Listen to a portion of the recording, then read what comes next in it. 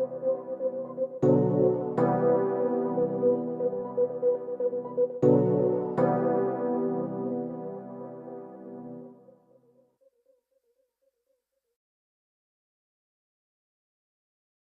donc on arrive du côté d'Ambert, on a les gens du voyage, du côté Montmorin, les gens du voyage, enfin...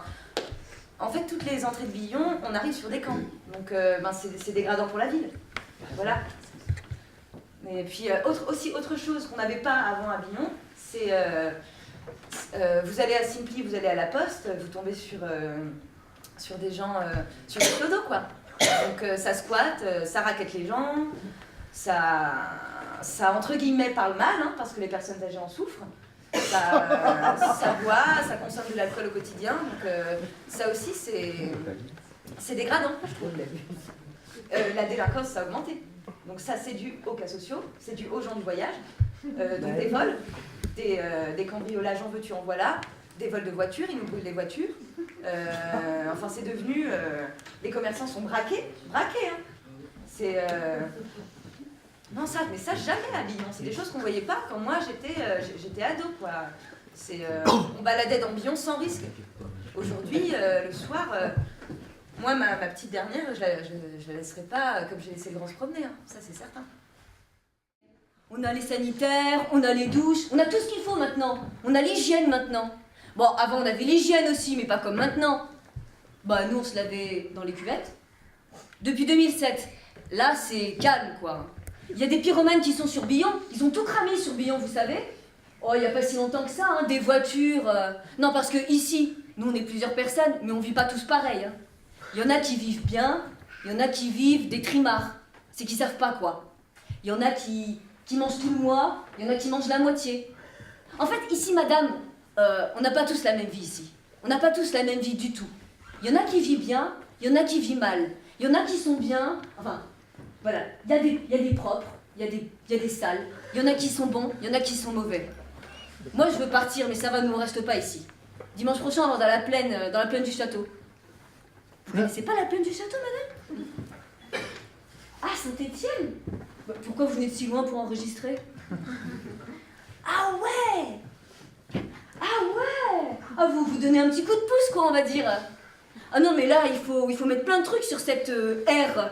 Il manque elle n'est pas aux normes, là. Il manque des becs de gaz, des lampadaires, des jeux pour les gamins. Il n'y a rien. Bah, ils s'amusent comme ça, là, vous voyez. Bah, après la butte, là. Vous voyez la butte, là? Bah, faudrait l'enlever. Le soir, c'est noir.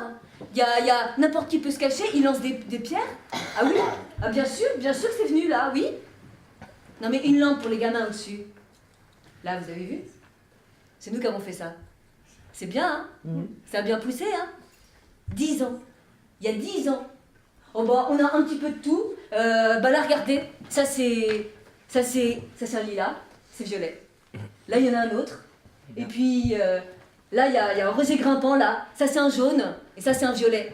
Et là, il y a un rosier grimpant là-bas aussi. Et là-bas aussi. C'est comme c'est.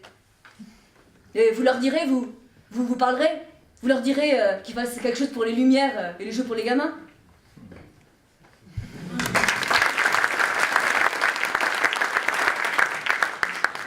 J'ai commencé par habiter dans la région de Thiers. Et puis ensuite, nous avons vécu en Algérie, à Alger. Moi, j'étais détaché au chemin de fer algérien. Parce que ça s'appelait la SNCFA à l'époque, parce que c'était juste après, c'était 5 ans après 62, où il y avait eu les accords d'Évian, l'Algérie devenait indépendante, et le général de Gaulle avait signé les accords de coopération, et moi je faisais partie comme coopérant technique militaire. Et nous étions donc en Algérie, à Alger, et j'avais terminé d'un coopérant précédent la gare de Soukaras, puis ensuite j'avais fait entièrement celle de Tébessa, la construction de la partie signalisation. Et donc quand on a eu fini, toi tu as eu 2 emplois, hein. Tu as travaillé à l'ambassade du Maroc en Algérie. Ah oui. Puis alors j'ai vu plein de choses. Bah alors après le Maroc et l'Algérie, il y avait de grosses tensions, on était gardés, j'avais mon chauffeur, et alors j'ai vu plein de choses. Je visitais les ambassades, je me rappellerai toujours l'ambassade de Russie, puis après j'ai voulu changer, c'est-à-dire tu peux expliquer pourquoi, hein. C'est-à-dire, elle se trouvait dans l'ascenseur à descendre des bureaux, puis il y avait des gens qui venaient, qui lui promettaient de l'argent pour essayer de... Enfin, elle n'était pas dans le contre-espionnage ni dans l'espionnage, mais elle s'est dit, je vais me retrouver à... Alors après, j'ai changé, puis je suis allé avec le ministre de l'Industrie. Et alors là, j'avais une vingtaine d'années. Je commandais des bonhommes qui avaient 40 ou 50 ans, alors il fallait se faire respecter en tant que femme. Et puis bon, j'ai du caractère. Et puis, alors, ils voulaient tous être mes petits copains, et c'était rigolo. Mais ce qui m'a plu à cette époque, c'est qu'on habitait dans une petite maison au-dessus d'Alger, une petite villa. Il y avait des jardins, il y avait des super fleurs, il y avait des citronniers, des orangers, On s'est rencontrés sur un quai de gare. Et puis bon, comme on faisait les trajets pour aller à... On travaillait tous les deux à Clermont-Ferrand. Alors, on s'est rencontrés sur le quai de la gare, puis on faisait les trajets ensemble et on a sympathisé. Enfin, t'as sympathisé, hein, parce que moi... Enfin, c'était pratique parce qu'il me portait les valises, et puis comme il était costaud, il m'aidait à mettre les valises dans le train. D'Algérie, on est revenu en 69, et quand j'ai eu terminé l'équivalent de mon service militaire là-bas, alors ils voulaient garder Jeanne là-bas, et puis le ministre de l'Industrie m'avait proposé de prendre la direction de l'école polytechnique, parce que là-bas c'était la combine et tout. Mais j'ai dit, je veux pas rester.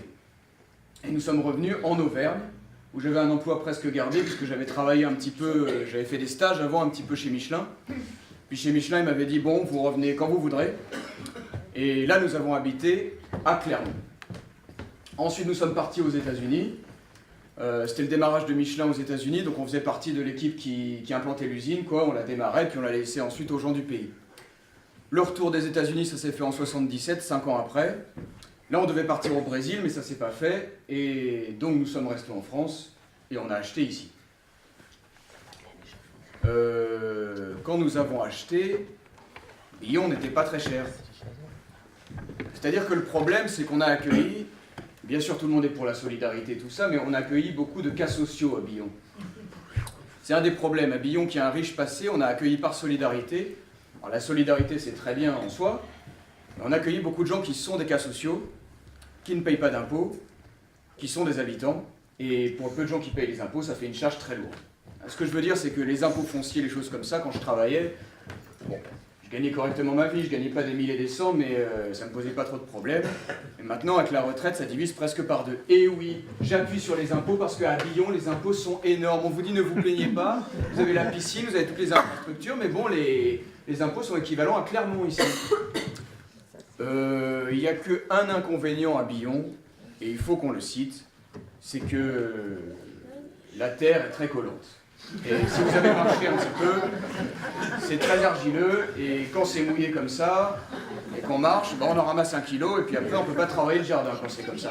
Ah oui, on travaille le jardin, oui, le potager, oui. Alors la terre est très fertile, alors vous plantez, et puis hop, ça pousse. Oui, oui, c'est une terre de limagne très grasse, très...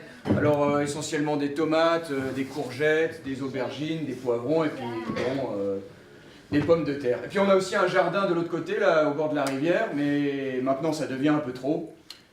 Et donc on donne des jardins à des gentilles personnes qui entretiennent, et qui en échange nous donnent un sac de pommes de terre. Bon, mais c'est gratuit, hein, on ne vend pas, c'est simplement pour que ce soit tenu propre.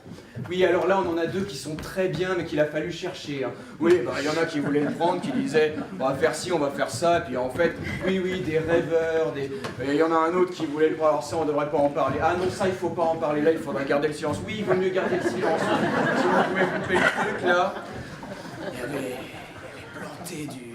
Bon, c'était simplement pour se saouler la gueule, alors il y avait les bouteilles de bière partout, les voisins nous disaient alors, on a écouté le bazar toute la nuit, j'ai dit vous allez pas l'écouter longtemps. Oui, c'était des soi-disant jardiniers qui... J'ai dit je peux vous acheter des bêches, des pioches, non, non, ça les intéressait pas du tout.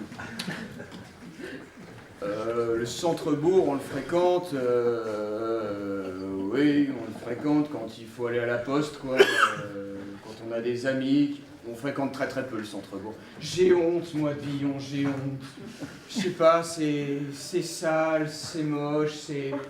Les gens sont moches. Peut-être pas une généralisation, mais depuis qu'il y a plein de cas sociaux, c'est devenu, là... L'autre jour, ils étaient du côté de la poste, il y avait un tas de déchets, tous les... Des gens qui se saoulent la gueule, qui se droguent, Il y avait un tas de déchets, j'ai dit c'est pas possible, il y a un tas de déchets, moi j'ai honte de Billon, j'ai honte de Billon. Billon, c'est vrai, on l'a connu mieux. Hein. Il y avait des fêtes médiévales tous les ans au moment qu'on est arrivé là. Et alors, il y a de très vieilles constructions à Billon. Et puis les gens ouvraient leurs portes et on pouvait venir visiter, on pouvait venir voir. Et puis les gens se déguisaient, ils s'habillaient. Il y avait même de grandes fêtes qui avaient été organisées. Hein. On avait même fait partie, nous. Moi, j'avais fait l'évêque de Clermont. Puis il y avait des Templiers. Moi, je pense qu'on part dans un mauvais sens à Billon. Puis il y avait, oui, des mises en scène grandioses. C'était très très beau. Des grands metteurs en scène même qui étaient venus pour... Alors pourquoi j'ai honte de Billon? Mais j'ai honte de Billon parce que je trouve que Billon, ça bouge pas assez. Ça bouge pas. Par exemple, j'ai une amie qui travaille, qui est directrice chez Intermarché. Eh ben, elle voudrait trouver un emplacement pour faire un bel Intermarché. Et ça, je trouve que c'est une bonne idée parce qu'il y a des populations autour, il y a des villages autour qui, eh ben non, ils veulent pas donner. Oui, parce qu'on pense que, enfin ça c'est un avis très personnel, mais on pense que si on limite les supermarchés, on va redonner de la vie au centre-ville. C'est exactement le contraire. Le supermarché, il est trop petit, il peut pas s'étendre. Résultat, on va à Cournon ou dans la périphérie de Clermont, où il y a des grands parkings, puis on achète tout. Puis tout ce qu'on devrait acheter à Billon, on n'achète pas. Et on trouve des tas de billes au mois. C'est incroyable les tas de billes au mois qu'on trouve dans les supermarchés en banlieue de Clermont. Parce qu'ils ne trouvent pas à Billon. Et les petits commerces, oui, les petits commerces meurent. Là, l'épicier, là, il n'a pas pu revendre. Il était gentil, les gens n'y allaient plus. Ils y allaient parce qu'il acceptait de faire des ardoises, il acceptait qu'on le paye plus tard, mais personne n'a voulu racheter. Le centre-ville médiéval, oui, oui, c'est joli, oui, disons, en été, on y emmène les amis, mais pour rien au monde, on voudrait habiter là. Parce qu'ici, il y a le soleil. Là-bas, il n'y a pas. Il y a 1 heure par jour et encore dans les endroits favorisés. Moi, je pense qu'il y a trop de rêveurs. Faut pas... Parce que les gens veulent avoir leur maison pas trop loin de leur véhicule. Aux États-Unis, il y a des gens qui disaient « no parking, no business ». Bon, les États-Unis, c'est pas forcément un modèle d'urbanisme, mais bon, c'est vrai. Et c'est vrai, je pense que la nature a horreur du vide. Ce que les gens ne trouvent pas à Billon, ils iront le chercher ailleurs. Nous, on a des amis alsaciens, par exemple. On leur avait fait voir le centre-ville. Pourtant, l'Alsace, c'est joli. Hein. Il y a des très beaux villages dans les vignobles. Ils ont su garder le patrimoine et ça ne les empêche pas de bien vivre. Bon, il est vrai que la vigne rapporte plus que l'ail. Mais bon, ils trouvaient ça très joli, le centre-ville, mais ils disaient pour manger, on ne peut pas. Et ça, je pense, il y a une carte touristique à jouer à Billon. On devrait se comparer un petit peu à des villages qui... Je pense que les gens ne pratiquent pas assez, je vais appeler ça le benchmark. Vous voyez un peu cette expression? Non, non. Se comparer un peu par rapport à d'autres villes qui... Qu'est-ce qui font qu'il y en a qui réussissent? Et déjà dans quelle ville on aimerait vivre, déjà comparable à Billon, et qui, à notre avis, réussissent mieux que Billon. Parce que je pense qu'il y a une grosse carte touristique à jouer. C'est un gros atout de Billon. L'avantage du camping-car, c'est qu'il n'y a pas besoin de planifier. Hein. Dès qu'on a 4 ou 5 jours, hop!